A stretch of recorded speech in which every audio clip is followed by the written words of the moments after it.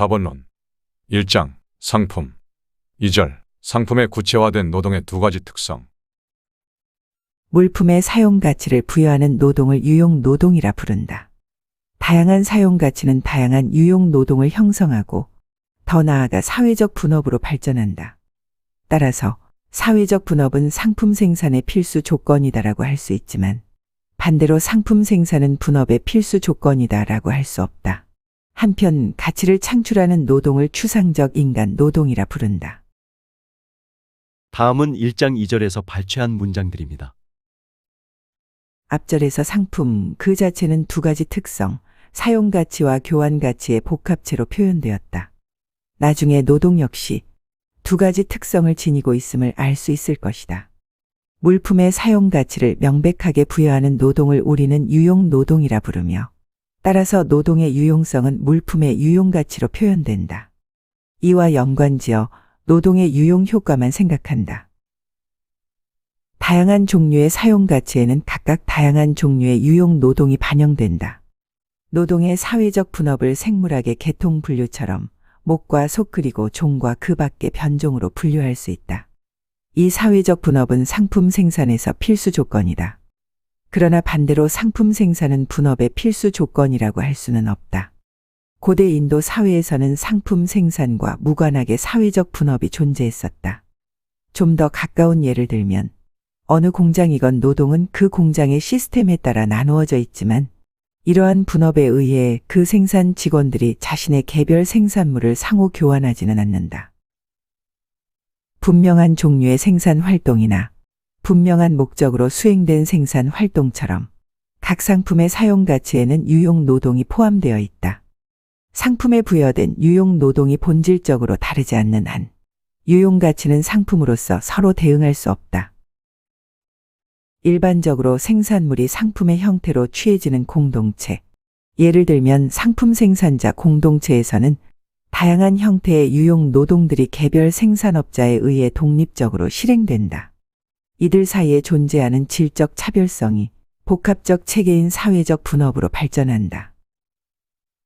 상품에 내포되어 있는 노동을 사용 가치와 관련해서 오직 질적으로만 평가하고 가치와 관련해서는 오직 양적으로만 평가한다 하더라도 우선 순수하고 단순한 인간 노동으로 환원되어져야 한다.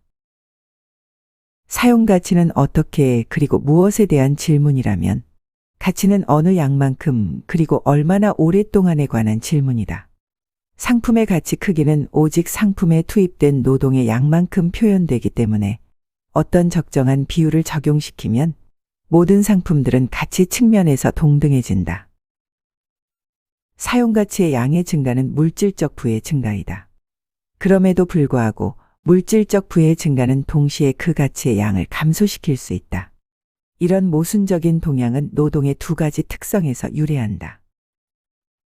생산력은 확고한 형태의 유용 노동을 의미하며 생산량을 좌우하는 주어진 시간, 즉 단위 생산 시간 동안 어떤 특별한 생산 활동의 효과성을 의미한다. 생산성의 증가 혹은 감소에 비례하여 생산물의 주된 근원이라 할 수 있는 유용 노동도 증감하게 된다. 한편 생산성에서 어떤 변화도 가치로 표현되는 노동에는 아무런 영향을 주지는 못한다. 생산력은 확고한 노동의 유용 형태의 한 속성이므로 확고한 유용 형태로부터 추상적 개념을 도출하는 순간 생산력은 더 이상 노동과는 관련이 없다. 그러나 생산력이 다르다 하더라도 동일한 시간 동안에 수행된 동등한 노동은 언제나 동등한 양의 가치를 산출한다. 그러나 동일한 시간 동안의 사용 가치는 상이한 양으로 산출될 것이다.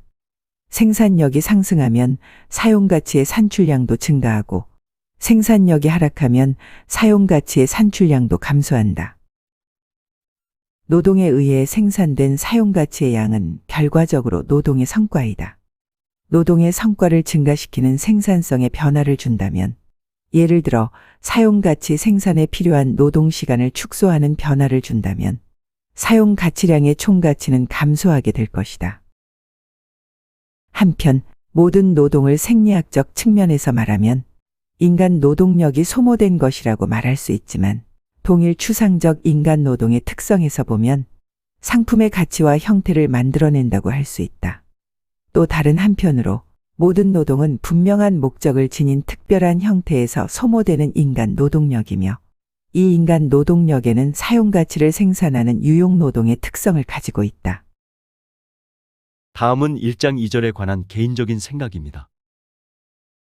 마르크스는 노동을 유용 노동과 추상적 인간 노동으로 구분하고 사용 가치를 창출하는 노동을 유용 노동이라 하며 가치를 창출하는 노동을 추상적 인간 노동이라 설명한다.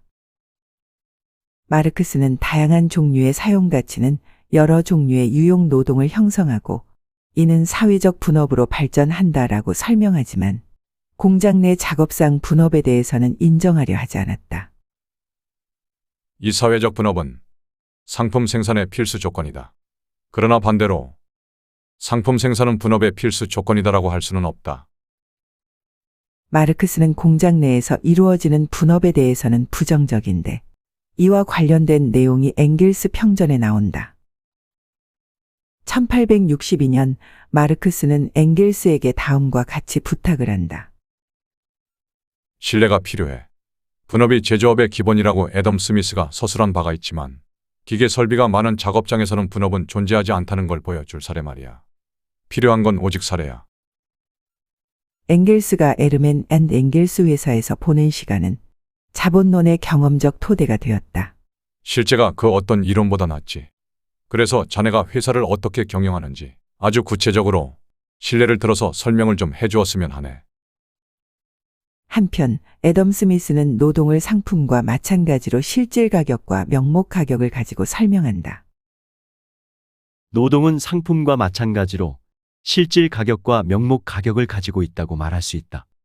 노동의 실질 가격은 노동과 교환하여 얻어지는 생필품과 편의품의 수량이고 명목 가격은 화폐의 수량이라고 할 수 있다.